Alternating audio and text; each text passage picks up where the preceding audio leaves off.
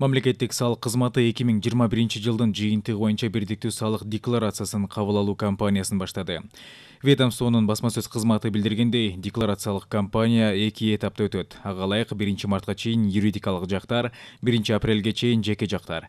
Өткөн жылы алынган кирешелери ошондой эле жер участоктары жана мүлк объектилери, экономикалык ишмердиктери тууралуу жана башка маалыматтар жөнүндө салык органдарына отчет берүүлөр керек. Демек, ушул жылдын 1 мартына чейин бирдиктүү салык декларациясын ата мекендик уюмдар, дыйкан жана фермердик чарбалар туруктуу мекемесин түзүү менен Кыргызстанда иштеген чет өлкөлүк уюмдар тапшырууга милдеттүү.